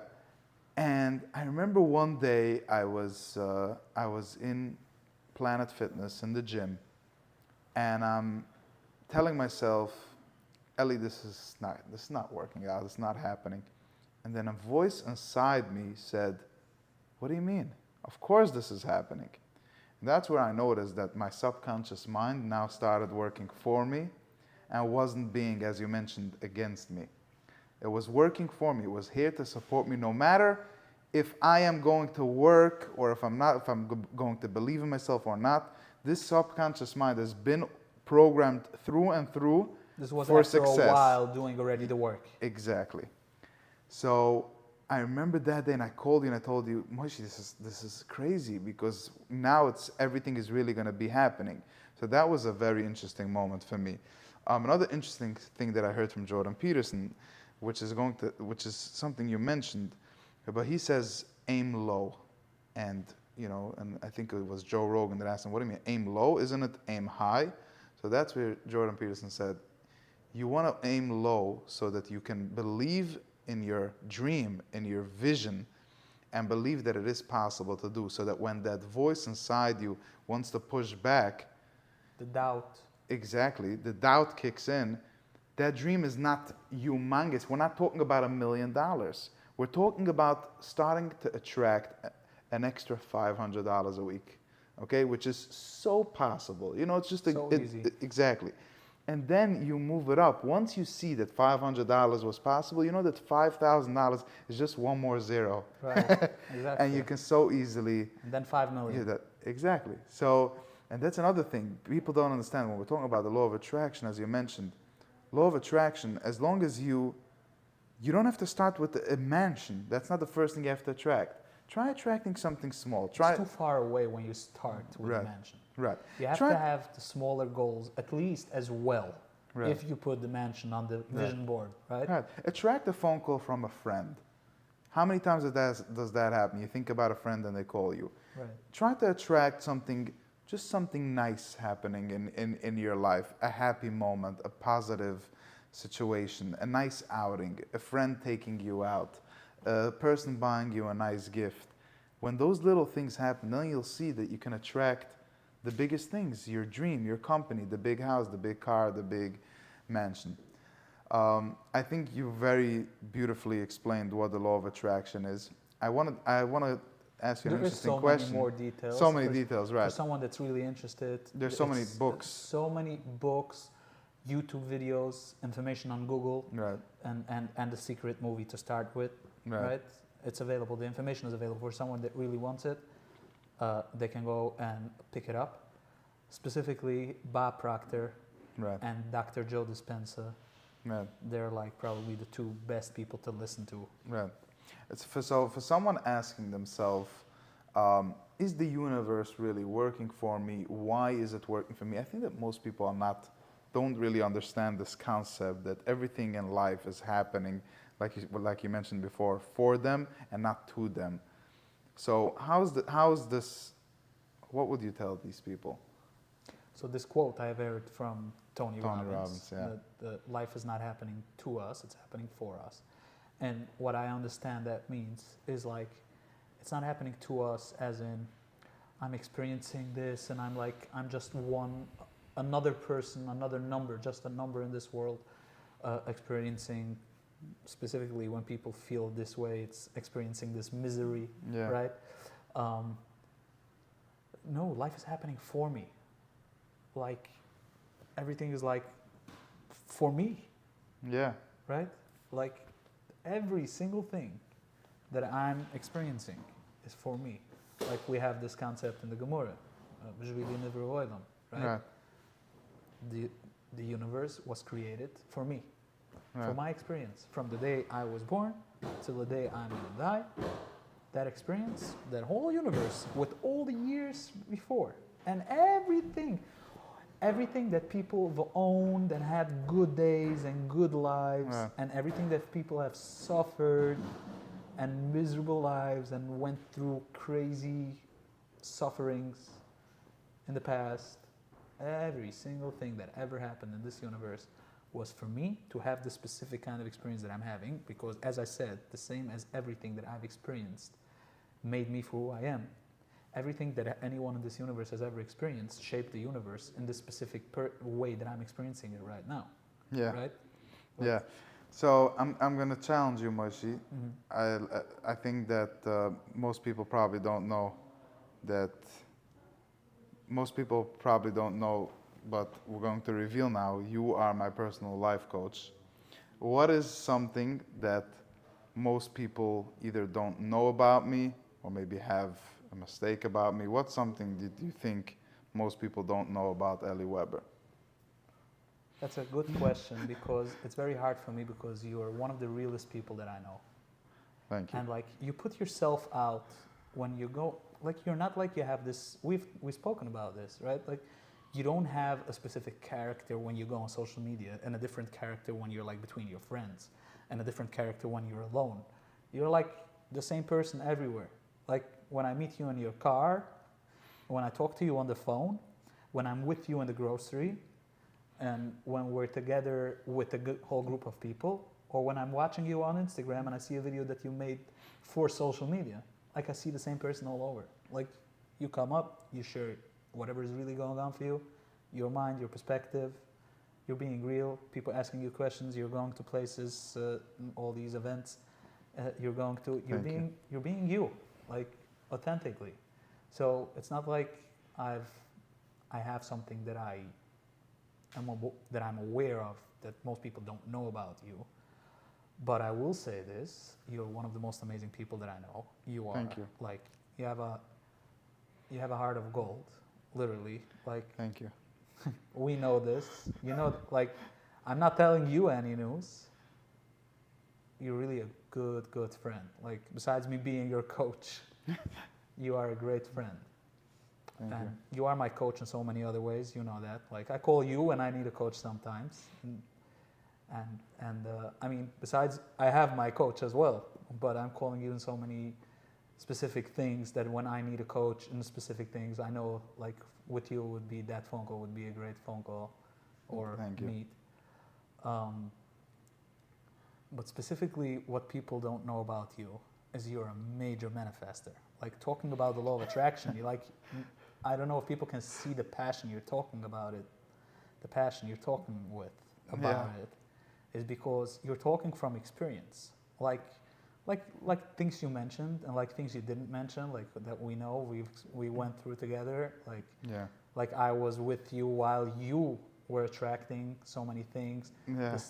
Specifically talking about your company, the steps that you've made, the times you limited yourself, and you only capped as much as you told yourself you can, and that one day you were like, you know what, if I could make so much, why can't I make more? And you were like, okay, I can make more, right? And you just like, you know what, I'm gonna make, and you just went like 500%, and you just started making 500% more, like things slowly, but it started working. Right. But before that, it was like, as much as you told yourself, you didn't make $1 more than that, because that's where you capped yourself. Right. By choice, right? You thought it wasn't a choice. You thought like this is the only thing that makes sense. Wow. It doesn't have to make sense. The how is not important. It never is important. How am I going to figure it out? Let the universe worry about that. Let God worry about that. Okay. You just figure out what it is you want to go, what it is you want to achieve, where it is you want to go. You be clear, and you be very, very confident that you got this and that you will get there in the right time. Don't push the process. I think that that's really where I was able to connect with you.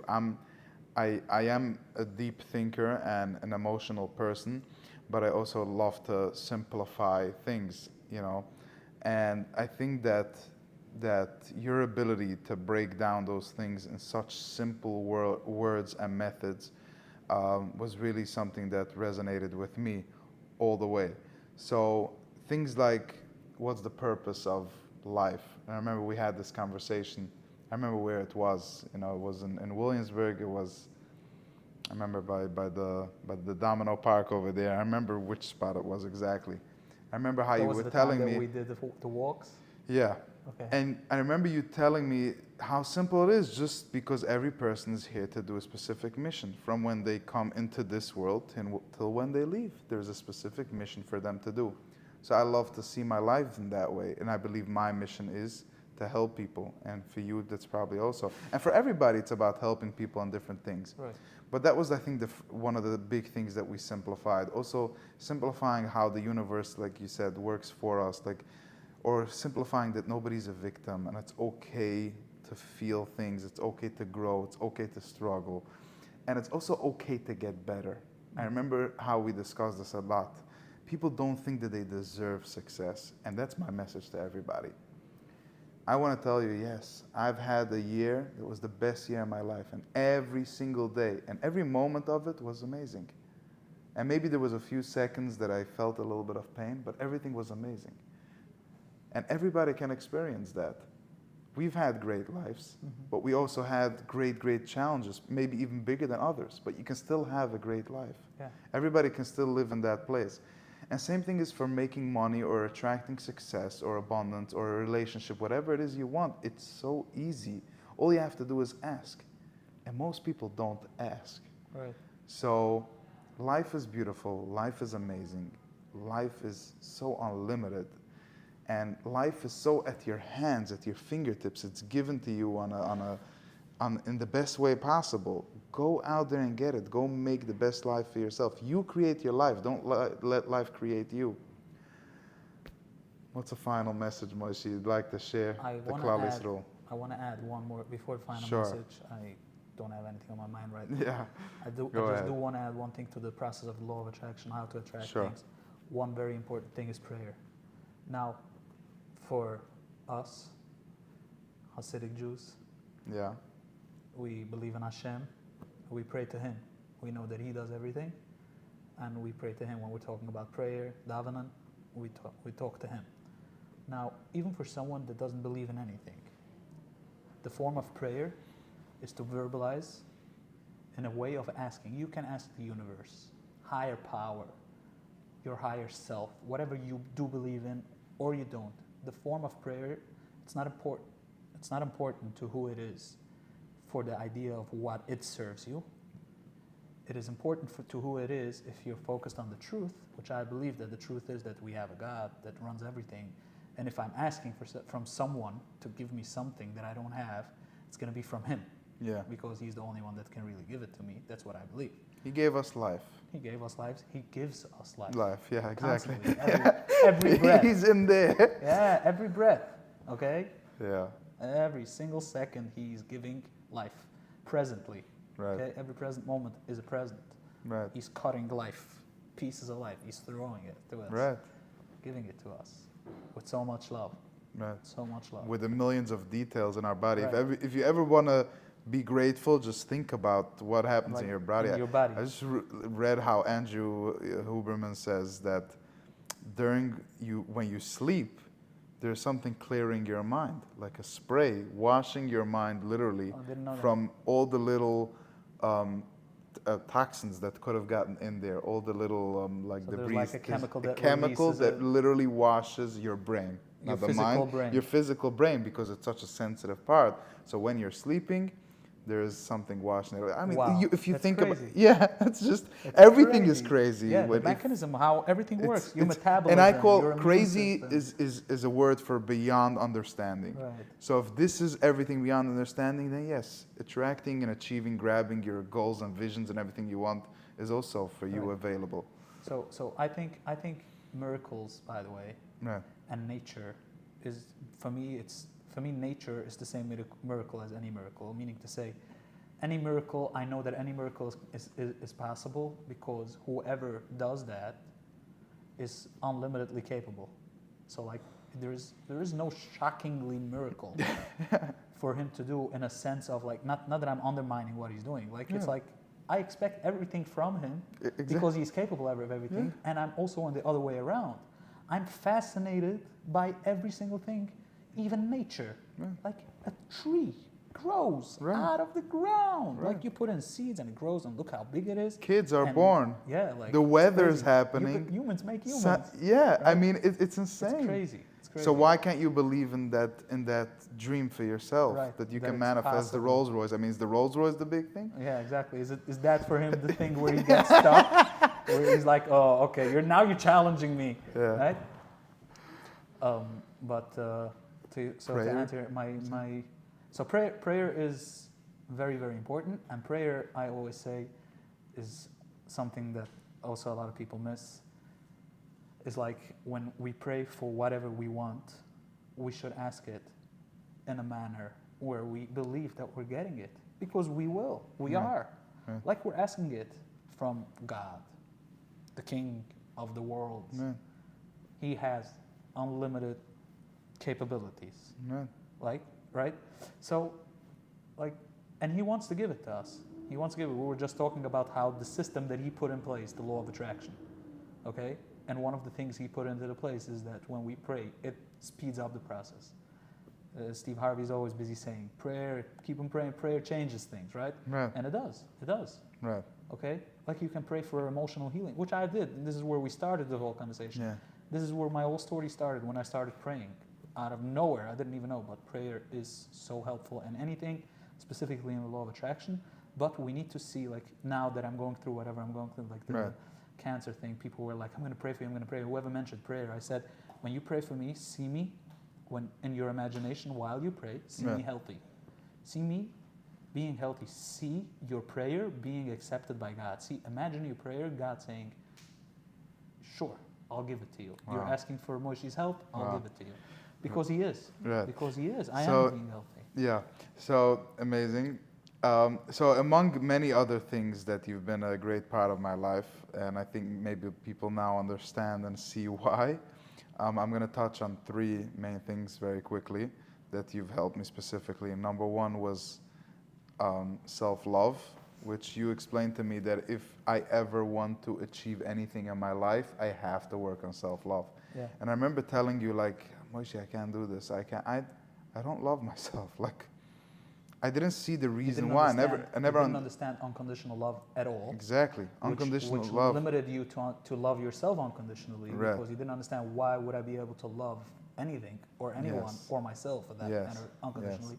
And that's connected to what you mentioned earlier, that anyone deserves whatever they want. Right. Like if you want success, you deserve it. If you want health, you deserve it. Like Right. you're allowed to ask for it, you're allowed to attract it. Right? Like it's Yeah. the same thing. Like Right. So I remember you teaching me that self-love is like the key to anything, because, and I understand also why, because this is a vehicle to whatever we want. If this vehicle does not have self-love, which is the gasoline to anything you ever want. If you want a relationship, you need self-love. If you want money, you need self-love. If you want peace, you need self-love. If you want success, you need self-love. And the simple exercise that we did for self-love was just to tell ourselves, I love you, Ellie, just for who you are. You're perfect just for who you are. I remember you telling me, you know how that friend from your class got engaged, and they didn't do anything different than you did. They're the same special as you are. So why are you doubting yourself? So I remember just bringing in a talking about finding constant your self-love. You were talking about, like this example, you're talking about finding your Attracting spouse. a soulmate, yeah. Right, okay. Yeah. So I remember how self-love was the key to anything, and that's where I was able to build a business and my life and my dream, and just made peace with myself and happy to be with myself. The second major thing that you brought into my life was having a list of things that I wanted to change. And I think this is very, very important, because most people, when they have this concept, the idea of changing, they don't actually take the action. So I remember sitting in the car, and I pulled out a pad. I remember which car we were. It's funny Sticky how notes. everything is so, yeah. The green sticky notes Sticky notes was a self-love. I remember Yeah. putting up sticky notes on my car. all over in your Yeah. car. Oh, yeah. But I remember taking out a pad. It was a construction pad, and writing down, I still have it, 13 things that I will do every single day to just be a better me, to feel better, to improve my life, to take care of myself. And I'm challenging everybody Do you wanna listening mention a few of the to write down. things? Yeah, I'm going to try to remember some of them. Yeah. But I challenge everybody to write down 13 things right now, and that you can do better, and see how it changes your life, because it changed my life like night and day. I remember on the list we put down things like, obviously, eating healthy, drinking more water, exercising, At that time, you walking didn't drink every water day. at all, No, I right? didn't drink water at all. And I didn't now know what it you're- means. That's only. I only only thing you drink water, and I was very overweight. You couldn't walk for more than 5 minutes. Yes, right? you remember? Yeah, I used to sit down while Moshe was still walking. I remember writing down that I will go even to daven every day. I felt like I was missing You're a still little doing bit that. spirituality. Right, I still do it every day. Learn every day a little bit. I think at that time I started listening to Gedalia Fence the Sheep, but just to get a little spirituality. I also say learning can also mean learning about knowledge. So I wrote down reading a book. I wrote down to meditate, to visualize, to be grateful. to do breath work, to give charity, I think was one of the things. Just like a big, very big recipe of different things that I wrote down to change. And that's my manual, that's my instructions to life.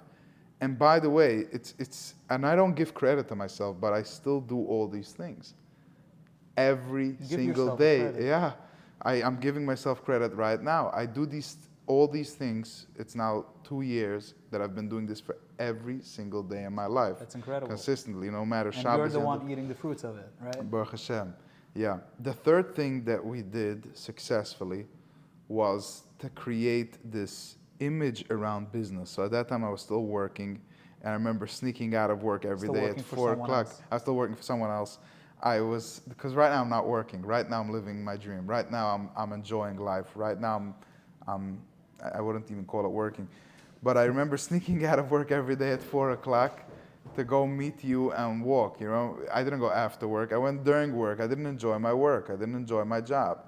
I made sure my job was done, and I just met you, and I remember I didn't have anything at that time. And I remember we were talking about business ideas. At that time it was a restaurant, and then we went into talking about just how, yeah, we actually did visualize in a restaurant how much I deserve it and all the details in the restaurant. And it gave me this image, this idea that I can dream of anything that I want. I think you still want a restaurant one I day. still want a restaurant, yeah. I always say that. The Mitzvah Shem, it's going to happen. It's in the vision. It Right. has to happen, right? We put in too much thought to it. And that being said, I can still right now, I walk into every restaurant and I feel like I own it. So maybe my dream has come true, but In some kind of way. but I remember just creating that business idea, and we did the same thing. We did a note, created the amount of employees, the amount of money that I'm making, the amount of accounts that I have. Every single detail was written down, and you know, to make a long story short, it's 18 months later, my dream came true. I have the company of my dreams. I'm not going to talk the numbers over here, but the people that know, Baruch Hashem, how successful we are. And the world knows how successful Weber Media is. And it's thanks to you. Thanks to the person just holding me accountable to do little things. And I'm going to say little things. We didn't do anything big, little things. I'm going to say Baby one more steps. story that I remember calling Moshe and telling him, Moshe, I can't make more than $10,000. Like $10,000 is a lot of money, but I told him I can't make more. He's like, what's happening? I said, I never made in my life more than $10,000 a month. And then we just said, you know, usually when I call you with a problem, we discuss the answer together because we both know. We brainstorm it. Yeah, and I remember you saying, just visualize making more money. I was like, you were like, what are you afraid of? I said, I don't know, I just don't want to change. I don't know, I think it's too much. You know, a lot of people are afraid of success. Right. Like it's a fear. Yeah. People are not aware of that. Right. Like why would I be afraid of success? But So I that's what remember it is. sitting down and just imagining making more money than that. And then just it easily started happening. We were talking right? about it earlier. So these were life-changing moments. Yes. What do you say, Moshe? While you were talking now, the third thing, I remember the thing you asked me earlier to share something about you that people don't know, which is related. Most of all, I have to say one more thing. I'm sorry, I'm going to give it back to you in 15 seconds. The amount of calmness and peace of mind and joy that I have is above all of these things. And health, obviously, and everything that I have that also, Baruch Hashem, was also done through being consistent and believing in myself and work. Yeah, Baruch You Hashem. put in a lot of work Thank around you. that. Thank you. So number one is that while you were saying the third thing, I remembered one more thing. You were asking me earlier to share something about you that people don't know. Yeah. Which is related to the whole conversation and the law of attraction and everything, is to have goal cards. Bob Proctor is talking a lot about it. Is to have a goal card. A goal card is you write on a card a goal that you have, specific one goal. I was gonna say that you have one, and you keep it It's in your right pocket. here between the multiple credit cards. Right. So the idea of the goal card is you write down on a This has my dream. Oh, I don't want to show it. It says I earn X amount of money X amount of money monthly I have 20 employees. I have 40 clients. I'm earning $1 million. I'm earning $1 million. I'm not going to say in how much time and stuff. But thank you. Because whatever I say happens, by the way. Yes. So Yeah. that also happens with time. The more you start to attract things in your life, the more you start to be aware that your word is very powerful.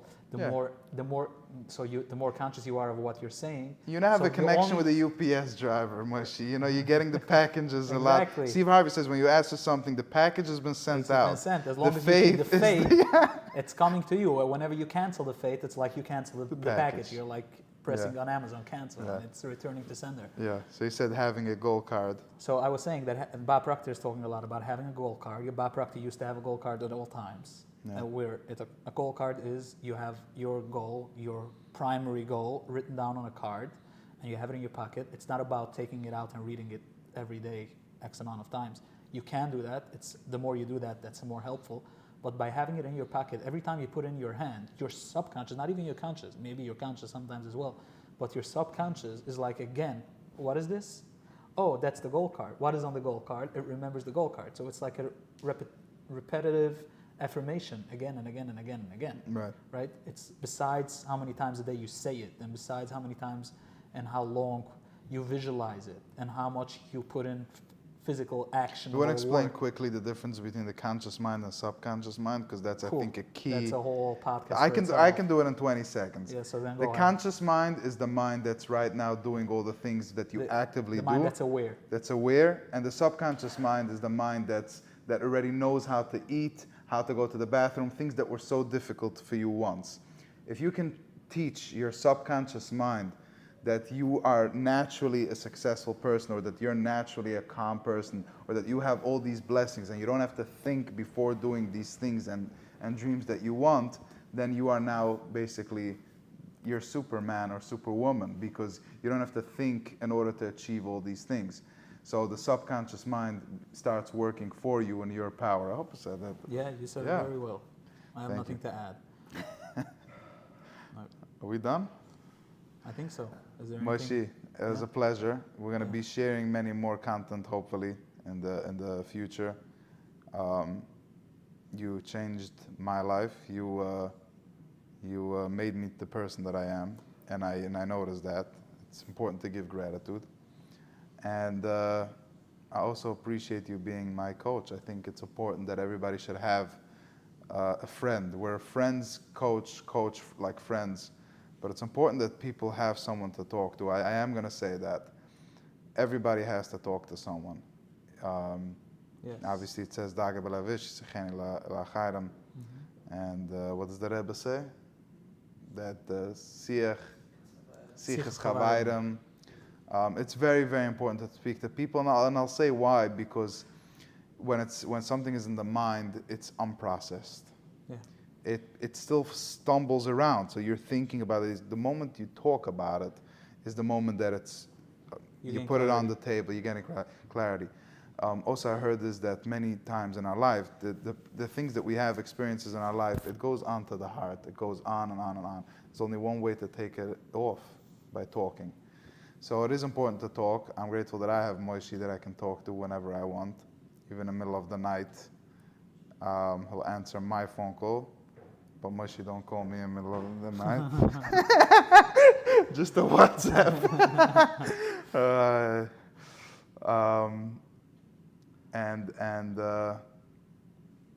I'm just grateful. So for the next podcast, we'll have to talk about gratitude. Right. Because that's a very, very important topic to cover. And specifically to add it now. And affirmations. But specifically to add it now, gratitude is probably one of the most important aspects of the law of attraction. To be grateful for the things you want. Yeah. Like to be already feel the feeling of gratitude, probably the highest positive emotion related to anything. I remember having conversations with you as if I was already a millionaire. Exactly. And you would play along with you, a role play. Yeah. Right? Is it really this time? Yes. Okay. It is. So gratitude is probably the number one, or one of the most important feelings to make sure to feel in order to attract something good. And it's a longer conversation how crazy gratitude impacts our life for the better. But that's a conversation for itself. And I will also say that I appreciate and accept the gratitude and appreciation you have for me.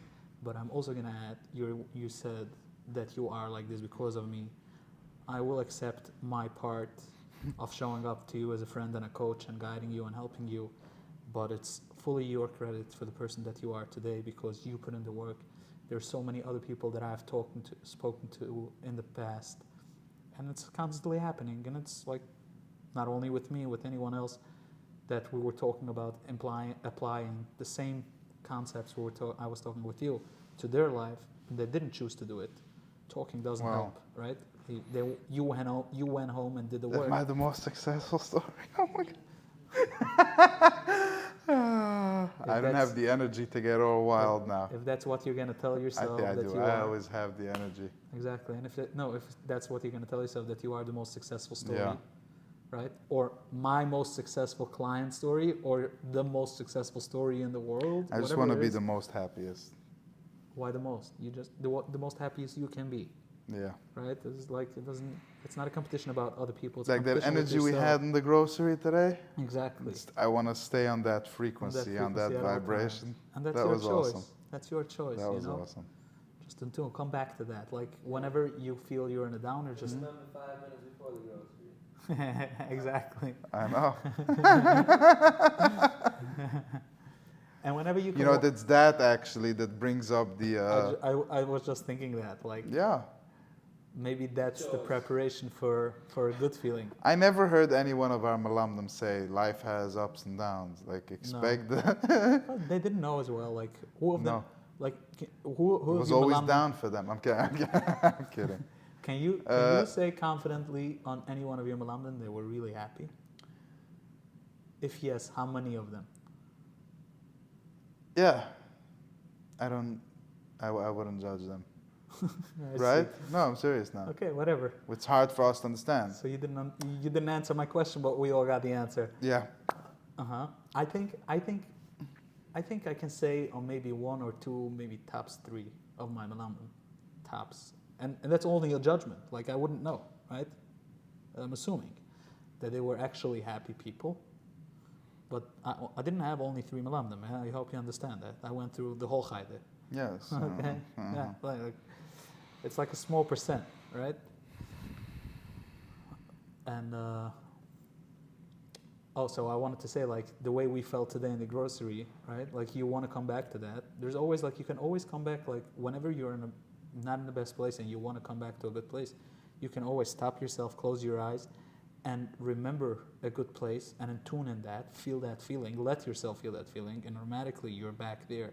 That's a choice. But again, whatever's pulling you down, if you don't feel it, if you don't express it, if you don't heal it, if you don't let it, if you don't go through it, if you try to go around it or avoid it, it's going to come back within a second.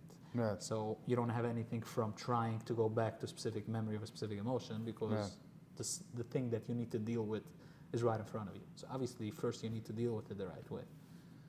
That's also a whole conversation for itself. Healing is available. Yes. Healing is within you. Everything that you need is within you. You also know exactly what it is that you need and what you want and what you can do and what you can achieve. Just remember to be real and truthful to yourself. And remember that you can achieve anything. That's the number one thing. Remember that you can achieve anything. Thank you, Moshe. I appreciate you. Thank you so much, Thank you. It was nice. Thank you. Needs bloody floors. Thank you.